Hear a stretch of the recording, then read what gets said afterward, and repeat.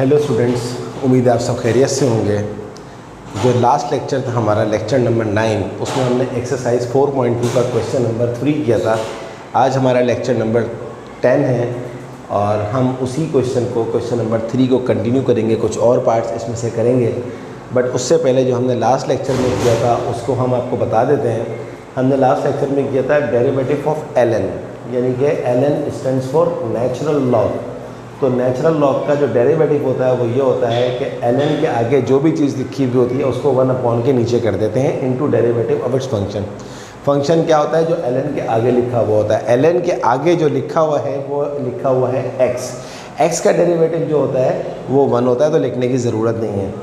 इसके अलावा एक जो प्रीवियस लेक्चर्स में आपको बताया था कि derivative of exponential function ex को कहते हैं और ex का जो डेरिवेटिव होता है वो ex ही होता है। But into derivative of its function किसको बोलेंगे? यहाँ पर जो e के ऊपर लिखा हुआ है, e के ऊपर लिखा हुआ है x का डेरिवेटिव 1 होता है, तो 1 लिखने की ज़रूरत नहीं है। लेकिन आगे अगर कुछ क्वेश्चंस ऐसे आ जाएं जिसमें x के अलावा कुछ और लिखा हुआ हो तो हमें उसका भी डेरिवेटिव निकालना है लाजमी। चलें, क्वेश्चन नंबर 3 का मैं आपको एक पार्ट और करवा देता हूँ जिसमें ln भी है और ट्रिग्नोमेट्री भी है, ताकि आपकी दोनों चीज़ों की प्रैक्टिस हो जाए। क्वेश्चन नंबर 3 पार्ट 6 है ft function of t is equal to 1/2 tan square t plus ln cos t। अब देखिए 1/2 तो कांस्टेंट है, ये तो ऐसे ही लिखा हुआ है। सबसे पहले क्या बताया मैंने आपको, चाहे कोई भी फंक्शन हो सबसे पहले पावर का डेरिवेटिव निकलता है। पावर हमारे पास है 2 लिखा और पावर में से 1 माइनस कर दिया, 2 में से 1 गया, 1 लिखने की ज़रूरत नहीं है। But into derivative of its function किसको कहते हैं? जो पावर के नीचे लिखा हुआ होता है। पावर के नीचे क्या लिखा हुआ है? tan t। तो ये हमारे पास इसका काम खत्म हो गया, प्लस ln cos t। अभी मैंने आपको क्या बताया कि ln के आगे जो भी चीज़ लिखी हुई होती है वो 1 के नीचे लिख देते हैं। तो ln cos t का डेरिवेटिव क्या होगा? ln के आगे क्या लिखा हुआ है? cos t, तो ये हो गया 1 cos t।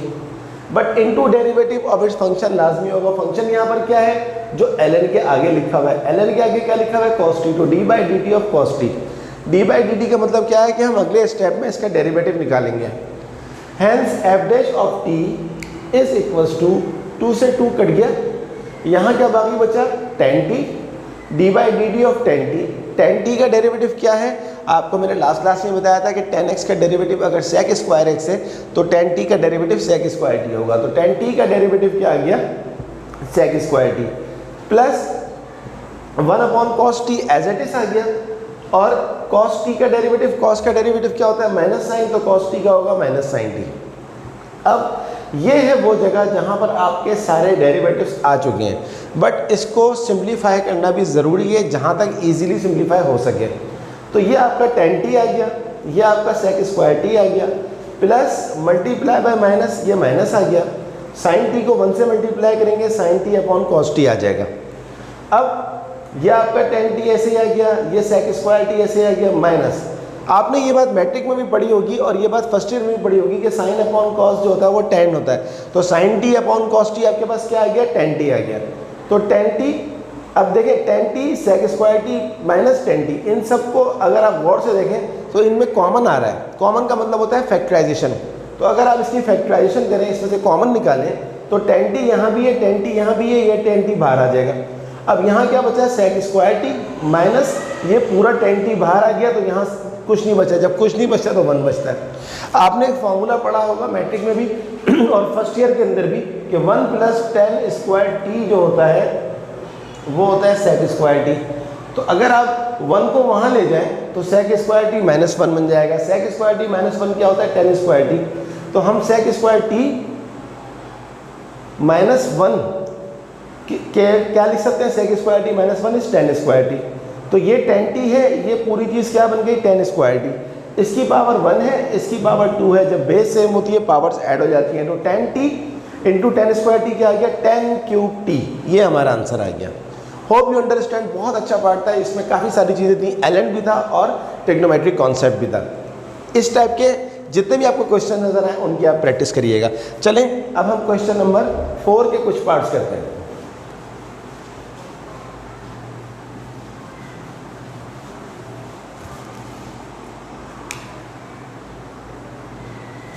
Question number 4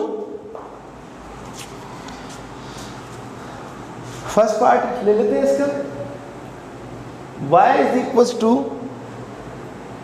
e to the power 2x square plus x।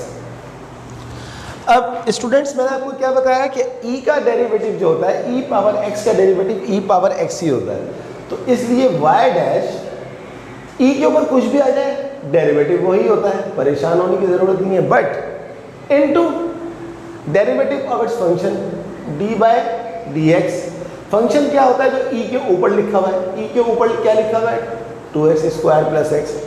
यहाँ ये काम क्यों नहीं किया, x का डेरिवेटिव क्यों नहीं निकाला? अब तो ये बात आपको बहुत आसानी से पता है और बहुत दफ़ा हम पढ़ चुके हैं कि x का डेरिवेटिव 1 होता है, तो यहाँ ज़रूरत नहीं है।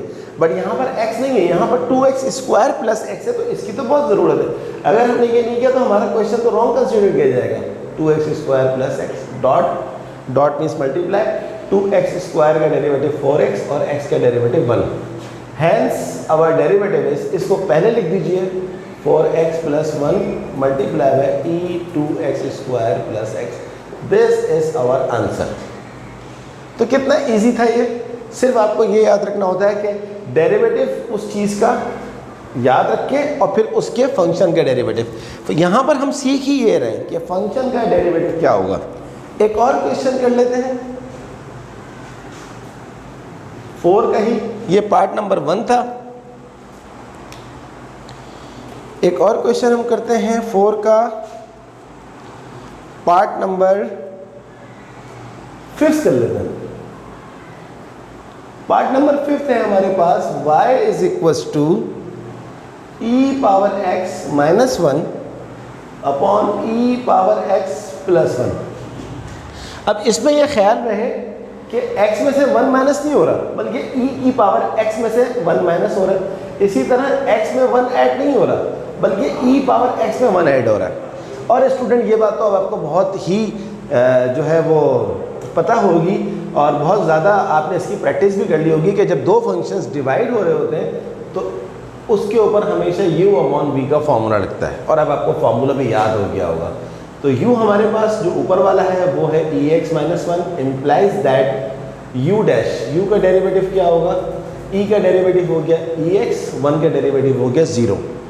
v आपके पास क्या है, नीचे वाला आपके पास क्या है ex plus 1 implies that v dash आपके पास क्या हो जाएगा ex का डेरिवेटिव ex और 1 का डेरिवेटिव 0, 0 लिखते नहीं हैं। तो y डैश आपके पास क्या हो जाएगा v स्क्वायर और v एज इट इज आ जाएगा। प्लीज़ फॉर्मूला रिकॉल करिए, अगर आप फॉर्मूला भूल गए तो आप फॉर्मूला रिकॉल करें मेरे प्रीवियस लेक्चर में कि u अपॉन v का फॉर्मूला किस तरह अप्लाई होता है। डॉट u का डेरिवेटिव है ex, माइनस आ गया फॉर्मूले का, u एज इट इज आ गया और v का डेरिवेटिव है ex। बस यहाँ पर आपका काम खत्म हो गया, डेरिवेटिव आ चुके हैं। बट थोड़ा सा सिंप्लीफाई ज़रूर कीजिए इसको।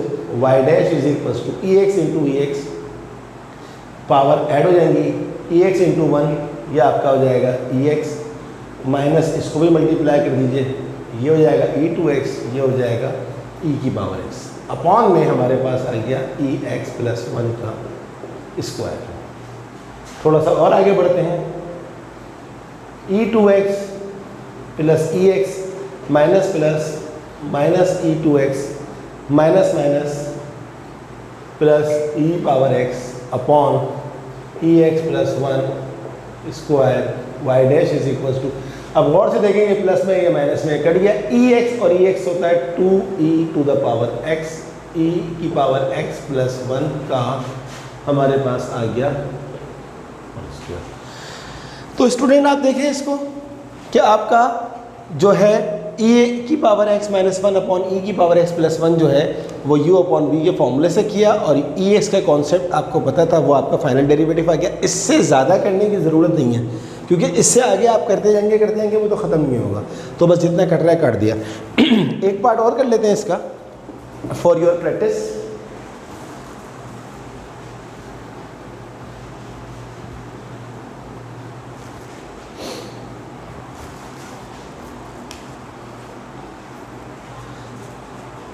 Part number 8। पार्ट नंबर 8 है y is equals to, last part है ये, e power sine x multiply by cos x। बस स्टूडेंट ये ख्याल रहे कि e power sine x multiply cos x से हो रहा है, साइन कॉस से मल्टीप्लाई नहीं हो रहा। तो अब देखें आप गौर से, दो फंक्शंस मल्टीप्लाई हो रहे हैं, एक u और एक v। क्या बताया था मैंने आपको, when two functions are multiply each other then we have to apply u into v formula. तो y डैश क्या हो जाएगा, बल्कि पहले एक काम कर लेते हैं, u आपके पास क्या है, पहला function, implies that u dash आपके पास क्या हो जाएगा, e पे कुछ भी आ जाए डेरिवेटिव वही होता है, but into derivative of its function. Sine x का डेरिवेटिव क्या होता है, cos x। इसको यहाँ लिख लीजिए, cos x को पहले लिख लें और e पावर साइन x, ये आपके पास आ गया u डैश। अब आप ले लीजिए v क्या होता है, दूसरा फंक्शन, ये आपके पास क्या है, cos x, implies that cos x का डेरिवेटिव होता है वो होता है माइनस साइन x। अब आपको पता लग गया, फॉर्मूला लगा दीजिए, y dash is equals to u time, u आपके पास साइन x है, into derivative of v, derivative of v आपके पास है minus sine x, plus v आपके पास एज इट इज आ जाता है, v आपके पास cos x है, into derivative of u, derivative of u आप निकाल चुके हैं, इसको रख कर देते हैं, डेरिवेटिव ऑफ u आपके पास है cos x e की पावर साइन x। अब जहाँ तक सिंप्लीफाई हो सकता है इजीली इसको सिंप्लीफाई कर दीजिए, ये आ जाएगा minus sine x e power sine x plus, अब देखें ये आपके पास क्या था, cos x जो कि v था, और ये आपके पास था u का डेरिवेटिव। तो cos इंटू cos अगर आप इसको चाहें तो मल्टीप्लाई कर दीजिए, cos स्क्वायर x e की पावर साइन x। और मज़ीद मैं क्या सिंप्लीफाई करूँ, एक और स्टेप आ सकता है, y dash is equals to e की पावर साइन x कॉमन ले लीजिए, minus sine x plus cos square x। ये आपके पास फाइनल आंसर आ गया, क्योंकि इससे ज़्यादा अब इसको क्या सॉल्व कर सकते हैं। एक दफ़ा फिर रिपीट कर लेते हैं इस क्वेश्चन को, u आपके पास था e sine x, u dash क्या होगा, e साइन x और derivative function cos x, sine का डेरिवेटिव cos x, तो ये आ गया cos x e power sine x। v आपके पास क्या था, cos x, और v डैश आपके पास क्या हो गया, cos x का डेरिवेटिव माइनस साइन x। अब इसके बाद आपने क्या किया, e की power sine x, u time derivative of v, v आपके पास जो है माइनस साइन x है, v डैश प्लस u आपके पास, v आपके पास जो है वो cos है, derivative of u, e sine x का डेरिवेटिव जो है वो है cos x e की पावर साइन x। और अब आपने क्या किया, इसको मल्टीप्लाई करके cos x into cos x, cos square x हो रहा है, तो आपने यहाँ पर इसको सॉल्व कर लिया। अब स्टूडेंट्स इसके जो रिमेनिंग पार्ट्स हैं क्वेश्चन नंबर 4 के, वो एक दो पार्ट्स और हैं, आई होप कि आप उनकी बहुत अच्छी तरह से प्रैक्टिस कर सकते हैं, और अब आपको वो समझ में भी आ जाएगा। लेकिन फिर भी अगर आपको समझ में ना आए तो आप कमेंट्स बॉक्स के अंदर मुझे ज़रूर दें, मुझे बताइए कि आपको वो क्वेश्चन नहीं आ रहा, तो उसको फिर हम नेक्स्ट क्लास में कर देंगे। स्टूडेंट ये आज हमारा लेक्चर नंबर 10 था, एक्सरसाइज 4.2 तक हमने जो है यहाँ पर कुछ क्वेश्चंस किए। जो हमारा लेक्चर नंबर 11 होगा वो बहुत ही इंपॉर्टेंट है, उसको आप मिस नहीं करिएगा। उसमें हम पढ़ेंगे derivatives of inverse trigonometric function. उसके बाद हमारी एक्सरसाइज 4.2 जो है वो कंप्लीट हो जाएगी। तो उसके लिए आप ज़्यादा से ज़्यादा ट्रिग्नोमेट्रिक फंक्शंस की प्रैक्टिस करें। फिर हम जो है जब नेक्स्ट क्लास के अंदर derivatives of inverse trigonometric function करेंगे तो हम उसको जो है अगर कुछ क्वेश्चंस पास्ट पेपर से भी आए होंगे तो हम वो भी करेंगे। और स्टूडेंट्स काइंडली अपने फ्रेंड्स को, अपने सर्किल को, जो आपके दोस्त वगैरह हैं, कज़न्स वगैरह हैं, उनको ये लेक्चर्स मेरे जो हैं वो शेयर करवाएं और ख़ुद भी सब्सक्राइब करें, उनको भी सब्सक्राइब करवाएं। क्योंकि देखें इल्म बांटने से बढ़ता है, जितना ज़्यादा हम जो है इल्म बांटेंगे इतना ही इल्म हमारा बढ़ेगा। तो hope you understand today's class. Okay students, अल्लाह हाफिज़।